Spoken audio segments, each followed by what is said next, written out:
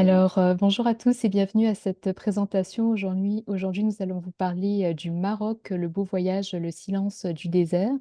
Si vous ne connaissez pas encore, nous sommes Spiritour, un voyagiste spécialisé dans les voyages de ressourcement pour permettre aux individus de s'arrêter pour faire le point dans leur vie. Mon nom est Anne Waro, responsable des communications chez Spiritour, et c'est avec joie que je vous accueille aujourd'hui.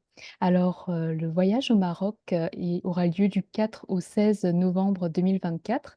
Un voyage de 13 jours et 11 nuits avec Laurent de Roglaudre. Donc, ça fait quelques années que Laurent accompagne le voyage au Maroc avec nous. Il a toujours été aspiré par les déserts du monde entier. Il est coach, formateur, animateur de séminaires. Il découvre les marches initiatiques dans le désert en 2009 grâce à deux coachs belges inspirés eux-mêmes par un Québécois. Donc, ça fait quelques années qu'il accompagne voilà, des beaux voyages initiatiques dans le désert, particulièrement au Maroc.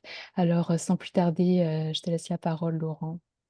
Hum, Merci Anne. Alors il y a déjà un incident amusant, c'est que c'est un peu comme dans le désert. Dans le désert, les choses se passent pas toujours comme prévu. Là, on devait faire une séance en direct et puis il y a eu un incident technique qui fait que vous regardez cet enregistrement. Euh, mais quelques mots aussi sur qui je suis. Moi, j'ai eu un parcours professionnel un peu traditionnel et puis j'ai une famille recomposée avec 5 enfants. J'ai toujours aimé aller dans le désert depuis très longtemps. Je suis allé dans le désert un peu dans le monde entier. Mais en effet, en 2009, Pierre et Anouchka Moulard, un frère et une sœur belge, m'ont invité à faire une marche initiatique, une marche dans le désert, une marche pour se déconnecter de ce bidule, là, je ne sais pas si vous connaissez, là, ce truc-là, qui rallonge de la main, pour aller aussi déposer des fardeaux de vie, parce que c'est le moment où on se déconnecte et puis on se reconnecte à soi, on se reconnecte aux étoiles, on se reconnecte aux berbères, aux dunes de sable, on se reconnecte à la nature. Et puis, on y trouve du sens aussi. Donc, je suis allé plusieurs années dans le désert avec Pierre et Anouchka. Et puis, depuis 2015, j'emmène moi-même des gens dans le désert et avec aussi un partenariat depuis 3 ans avec Spiritours. Euh, L'idée, c'est vraiment justement de ralentir un peu. Parce qu'on est là tout le temps en train de courir après des tas de trucs et des tas de machins.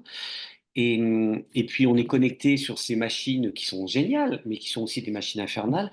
Et là, on va vivre le temps présent.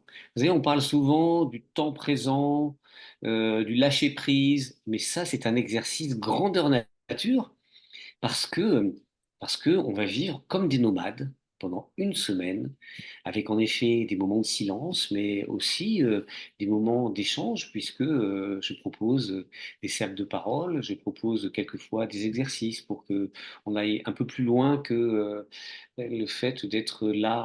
C'est pas vraiment un voyage de tourisme, c'est vraiment un voyage de ressources et spirituelles, dans le sens où je partage aussi un certain nombre d'expériences de vie également de philosophie d'un peu partout sur la planète.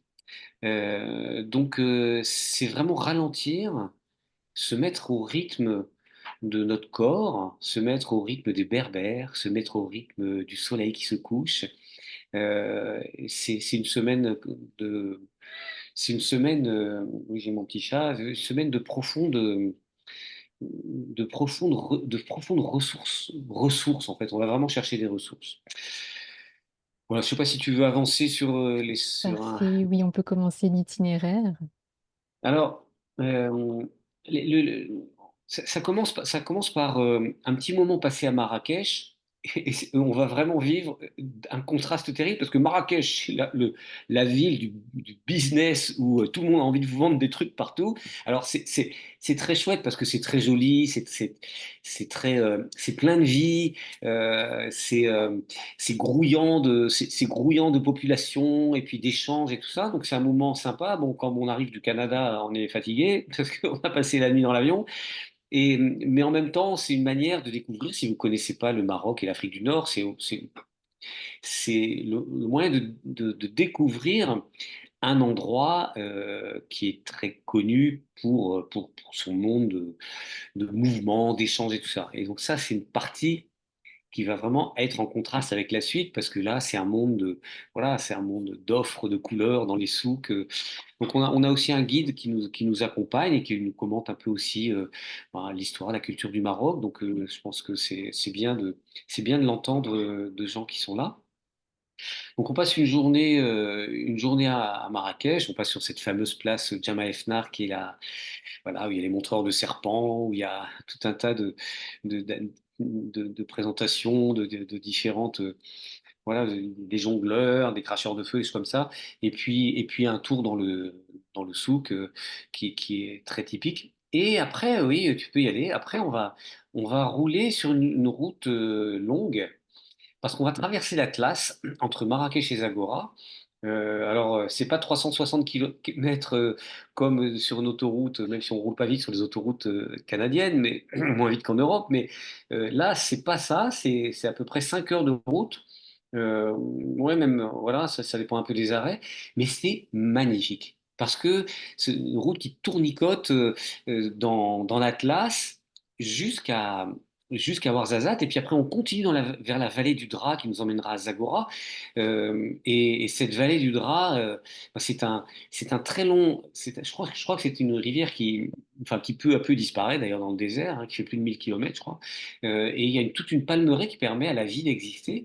Et on arrive à Zagora, qui est une ville aux portes du désert, euh, qui, euh, bon, je dirais, plus typique que Marrakech, qui est très business et qui est très. Oui, il y a beaucoup d'Occidentaux qui vivent à Marrakech maintenant, alors que plus on va vers Ouarzazate et Zagora, on va vraiment dans, je dirais, du Maroc authentique. Hein, et il y a plein de constructions d'ailleurs qu'on voit comme celles qu'on voit sur l'image là, qui sont des anciennes petites villes, qui restent là. Et certaines sont habitées d'ailleurs encore, beaucoup de maisons en terre d'ailleurs.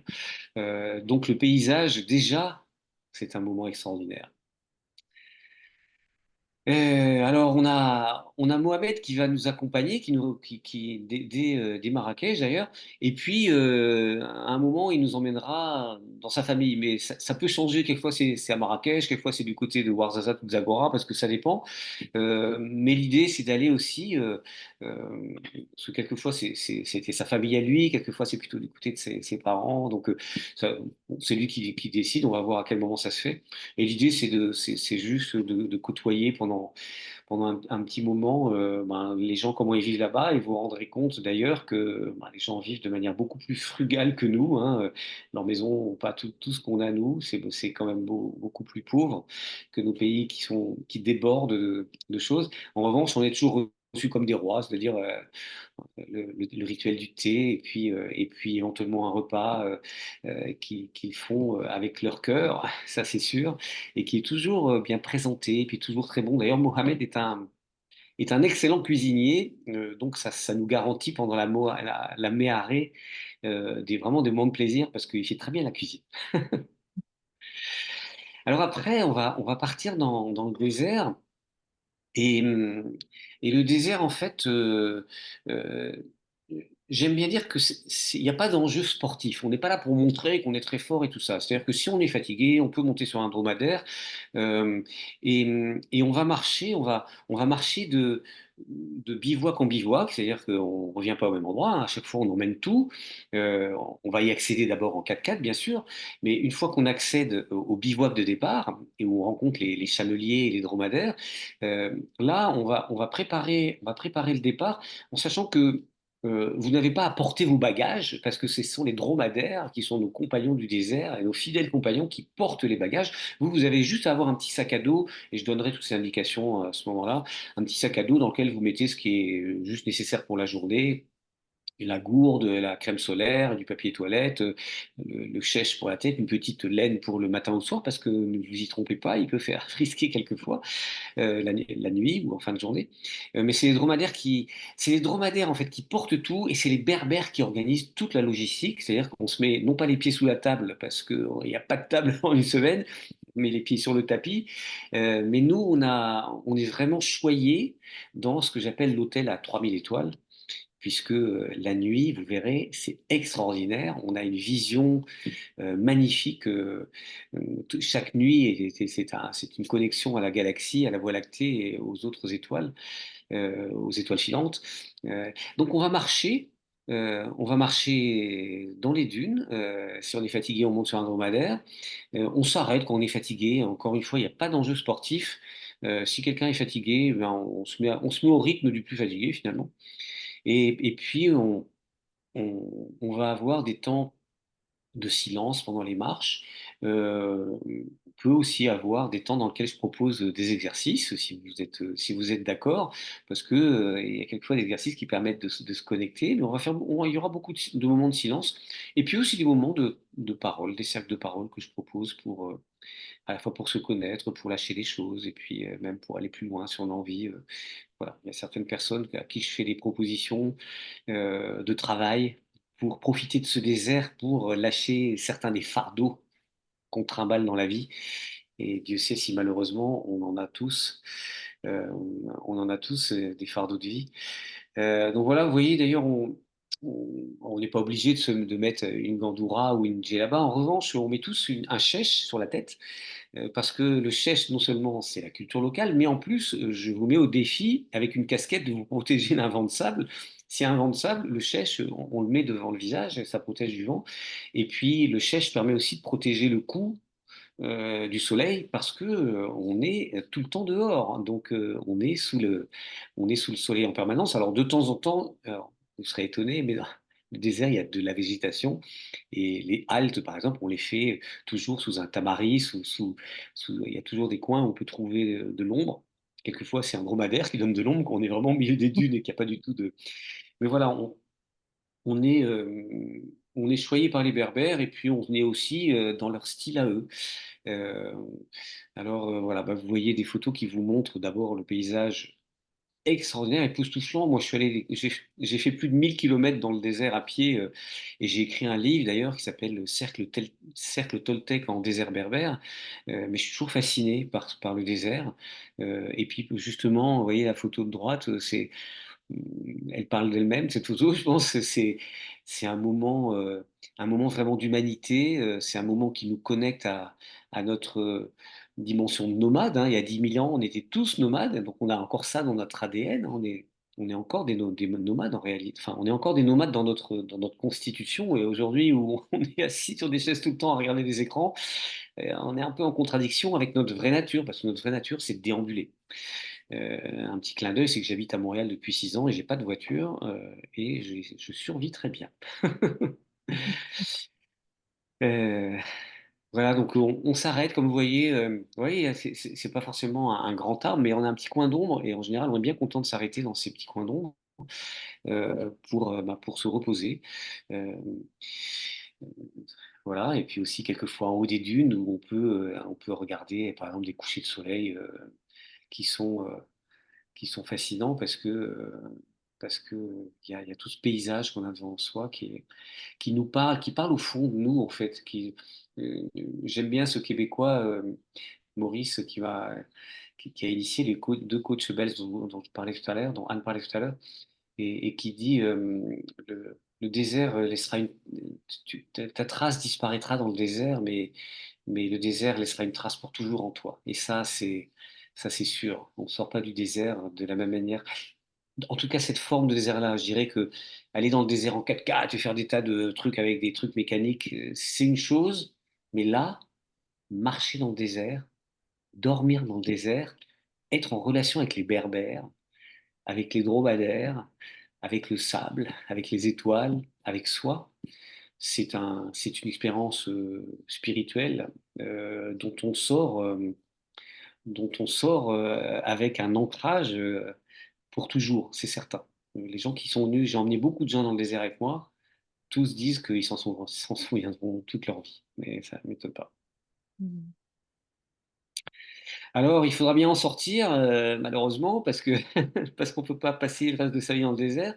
Euh, et je sais que quelquefois la sortie n'est pas toujours facile pour certains. Mais bon, je vous inviterai aussi à repasser, à repasser ce moment. Et on reviendra à Ouarzazate euh, dormir avec une excursion. Donc, oui, alors on quitte le désert. En fait, on vient nous chercher dans le désert en 4x4, hein. Donc, euh, il y a des 4x4 qui viennent nous chercher. au milieu de là où on est. Et puis là, on a un grand parcours pour rejoindre Ouarzazate, qui est magnifique aussi. Cette route est extraordinaire. Et puis, on dort à Ouarzazate. Le lendemain, il y a une possibilité, je crois, de faire une excursion, alors de faire un hammam, voilà, et puis de faire une excursion ou de rester à Ouarzazate si vous voulez batifoler dans les rues l'excursion, c'est la vallée des Roses. Là, on reprend des 4x4 et puis on va faire un tour dans les montagnes de l'Atlas. C'est une excursion qui est très sympa. C'est très sympa aussi de rester à Ouarzazate, c'est un peu comme votre choix. Euh, et puis voilà, vous en êtes descente à Ouarzazate, vous pouvez visiter la vieille ville qu'on voit devant nous, vous allez vous promener dans...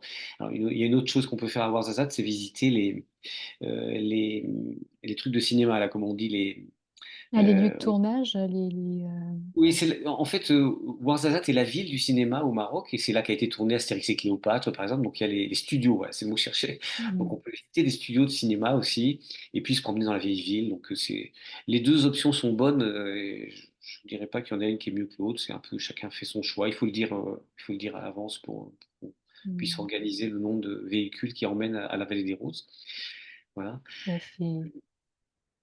Et puis voilà, à partir de là, le retour se fait vers Montréal, je pense, en avion de Ouarzazate à Casablanca et Casablanca à Montréal, sauf erreur, je pense Mm. que c'est ça. C'est ça, il y a une escale, tout à fait. Il y a une escale, donc il y a une escale et peut-être une nuit, je ne sais pas comment ça s'organise cette année-là. Euh, Mm. mais je vous laisserai d'ailleurs à ce moment-là parce que moi je démarre un deuxième tour dans le désert avec un autre groupe. Donc le retour vers Montréal, vous le faites. Bah, tous les participants se connaissent bien et puis donc il y a juste une Mm. escale à faire à Casablanca. Euh, et, et puis après, retour à Montréal. Alors, comme on fait ça en ligne, d'habitude, je réponds aux questions. Là, c'est difficile de répondre aux questions parce que malheureusement, on a eu cet incident technique. Mais je Mm. suggère, Anne, que, en effet, tu donnes mon adresse Oui, courriel aux gens qui peuvent avoir quelquefois des interrogations de nature, d'inquiétude que je peux comprendre. oui. Moi, je suis très familier avec le désert, donc je peux aider à lever ces inquiétudes, hein. On a peur Mm. d'avoir trop chaud, d'avoir trop froid. On a Mm. peur de se perdre. On a peur comment se passe. Alors quelque chose voilà, quelque chose peut-être Oui, pour- je vais parler tout à fait des prix avant de conclure. Mais effectivement, si les personnes ont des questions, ils peuvent tout à fait nous ouais. contacter. Ils peuvent contacter Spiritour aussi également. Sachez que lorsque vous êtes inscrit au voyage, en fait, il y aura une rencontre pré-départ via Zoom, donc avec Laurent, votre accompagnateur. Et puis, les personnes pourront poser encore plus de questions pour bien se préparer en détail avant de partir. Et les personnes recevront aussi un document pré-départ, donc avec tous les détails sur la température, des suggestions sur quoi apporter dans sa valise et tout ça, les numéros de vol, enfin vraiment tout ce dont les personnes ont besoin pour se préparer avant le départ. Donc, Je vais juste dire une petite chose et puis je bien te laisse vraiment sûr. raconter la suite, Anne, c'est que euh, si vous vous dites ah j'irai bien, je me sens attiré par ce là, mais j'ai des peurs, eh bien n'hésitez pas à me faire signe parce que une des raisons pour lesquelles on va dans le désert, c'est pour déposer des peurs qui pour beaucoup sont enfantines. Hein, j'ai emmené des gens dans le désert qui n'avaient jamais dormi à la Belle Étoile, enfin, qui n'avaient jamais fait de camping, et puis après qui m'ont dit mais c'est extraordinaire. Donc l'un de mes jobs, c'est aussi de rassurer les peurs pour dire vous allez voir qu'il y a des réponses à toutes ces inquiétudes.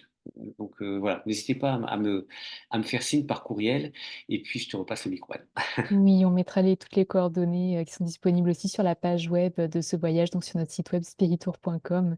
Alors, concernant les modalités d'inscription, donc en fait, en ce moment, il y a un rabais de 100 $ qui est le rabais réservé tôt si vous vous inscrivez avant le 4 juillet, qui arrive quand même assez vite, dans environ un mois. Donc, le prix en occupation double avec le rabais réservé tôt est de 3 299 $ par personne. Puis une fois le rabais passé, ce sera 3 399 $ par personne, donc en occupation double. Il y a possibilité de demander une chambre individuelle pour un supplément de 239 $. Par contre, on fait du jumelage avec les personnes du groupe, donc vous pouvez nous écrire si vous ne voulez pas prendre de supplément pour, pour cela. Donc, au moment de votre inscription, vous pouvez nous l'indiquer, nous envoyer un courriel ou le faire par téléphone aussi. Alors, ce que le forfait comprend, donc, sont les vols aller-retour, donc tous les vols aller-retour avec Royal Air Maroc, 4 nuits en hôtel 3 étoiles, occupation double. Donc, effectivement, c'est ce dont on parlait pour l'occupation double, hein, ce sont bien les nuits en hôtel, bien sûr. 7 nuits en campement dans le désert, donc avec des tentes individuelles. 3 repas par jour, sauf pour le dîner du jour 12, l'eau de source à volonté, le service d'un accompagnateur, donc qui est Laurent, service de guide du désert avec chamelier et cuisinier, transport sur place et toutes les taxes aussi, bien sûr, sont incluses dans les prix. Ce qui n'est pas inclus, c'est une assurance voyage, donc on vous suggère fortement de prendre avant de partir. Donc, vous pouvez communiquer avec nous pour avoir une soumission à ce sujet ou vérifier si vous avez des assurances vous-même et bien vérifier ce qui est inclus surtout. Je pense à ceux qui l'ont avec la carte de crédit aussi. Les boissons alcoolisées ne sont pas incluses. Les pourboires, donc, il faut compter environ 100 dollars USD, entre 100 et 150 dollars US par personne pour les guides du désert.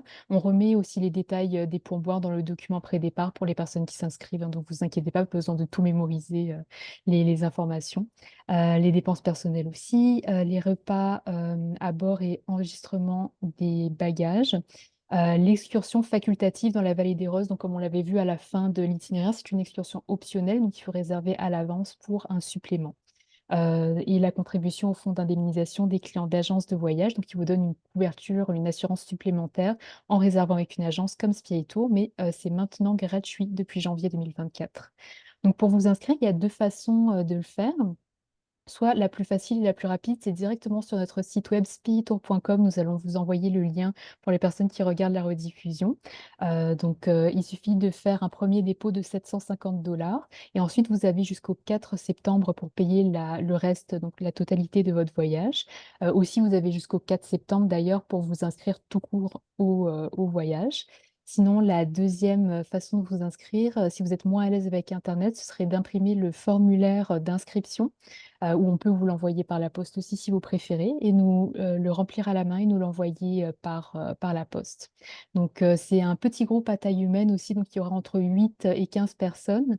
Donc, c'est vraiment un format un peu plus intimiste, hein. C'est un voyage initiatique, donc on ne veut pas avoir des foules et des foules de participants. Donc, les places sont quand même assez limitées, donc ne tardez pas à réserver votre place. Concernant la documentation requise, donc pensez bien à vérifier votre passeport. Donc tous les voyageurs canadiens qui se rendent au Maroc doivent être en possession d'un passeport encore valide 6 mois après la date de retour prévue au pays, donc de retour prévu au Canada. Donc vérifiez bien les dates et pensez à renouveler votre passeport à l'avance si besoin est. Donc il n'y a pas besoin de visa pour les citoyens canadiens ni pour les citoyens français pour aller au Maroc. Pour toute question, vous pouvez aussi contacter Nadine Robillard qui est la coordonnatrice de ce voyage. Ces coordonnées sont juste ici. Et de toute façon, nous allons vous fournir à nouveau ces coordonnées en vous envoyant la rediffusion. Puis c'est aussi disponible sur notre site web spiritour.com. Alors, merci beaucoup, Laurent. Je vais te laisser le mot de la fin pour qu'on puisse conclure là-dessus.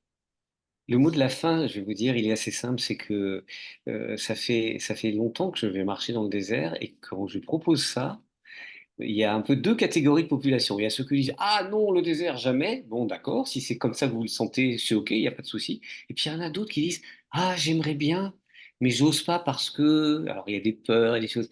Et en fait, ceux qui sont appelés par le désert, moi je les invite, si vous êtes appelés par le désert, venez parce que je vous assure, vous allez vivre une expérience extraordinaire. Et je dis pas ça, je dis, je dis pas ça pour faire du commerce exagéré, c'est une expérience hors norme. Et quand on est appelé par le désert, c'est comme quand un ami vous appelle au téléphone, il faut décrocher.